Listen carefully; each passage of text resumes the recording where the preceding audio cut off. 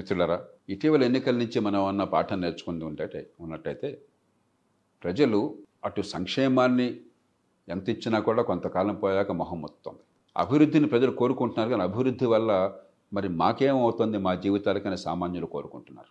అంటే ఏమిటి? సంక్షేమాన్ని అభివృద్ధితో కలపాలి, సమతూకాన్ని పాటించాలి, అభివృద్ధి ఫలాలు అందరికీ అందాలి.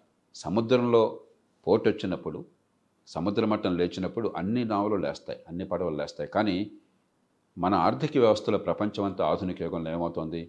కేవలం బాగా డబ్బున్న వాళ్ళకి, నైపుణ్యం బాగా ఉన్న వాళ్ళకి, నిజమైన నైపుణ్యం ఉన్న వాళ్ళకి, నగరాల్లో ఉన్న వాళ్ళకి ఎక్కువ ఫలితం వస్తుంది. గ్రామంలో ఉన్న వాళ్ళకి, బీదలకి నైపుణ్యం పెద్దగా లేకపోతే ఆదాయాలు పెరగటం లేదు. కాబట్టి ఎన్నికల నుంచి మనం అందరం గ్రహించాల్సినటువంటి సంకేతం ఏంటంటే, మా అందరినీ భాగస్వాముల్ని చేసి మా ఆదాయాల్ని పెంచి బీదరికాన్ని తొలగించే ఆర్థిక వ్యవస్థ కావాలి. ఇంక్లూజివ్ గ్రోత్ కావాలి. ఆర్థిక ప్రగతి కావాలి, కానీ మా జీవితాలను తాకే ఆర్థిక ప్రగతి కావాలి. అందుకనే ఇంక్లూజివ్ గ్రోత్ ఈ అంశం మీద టౌన్ హాల్ విత్ జేపీ ఈ కార్యక్రమాన్ని మీకు స్క్రీన్ మీద కనిపిస్తుంది. ఎక్కడ ఏమిటి 27వ తారీఖున ఈ మాసం జరగబోతున్నాం. దానిలో మరి యువతంతా కూడా పాల్గొవచ్చు. నాతో పాటు మిత్రులు కొండా విశ్వేశ్వరరెడ్డి గారు, చేవెళ్ల నియోజకవర్గం పార్లమెంట్ సభ్యులు.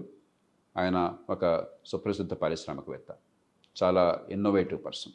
కాబట్టి మనమంతా దీర్ఘకాలంగా దేశంలో అందరికీ అవకాశాలు కల్పించడం కోసం ఏం చేయాలి, అణగారిన వర్గాలకి, అభివృద్ధికి దూరంగా ఉన్న వాళ్ళకి, గ్రామీణులకి, విద్య కాగితం మీద ఉన్న నైపుణ్యం లేని వాళ్ళకి ఏ రకంగా మనం ఆర్థిక అభివృద్ధిలో అవకాశాన్ని కల్పించాలి, ఆదాయాన్ని పెంచాలి, బెదరికాన్ని తొలగించాలి, మన కళలన్నీ కూడా సఫలమయ్యేట్టు ఏర్పాటు చేయాలి.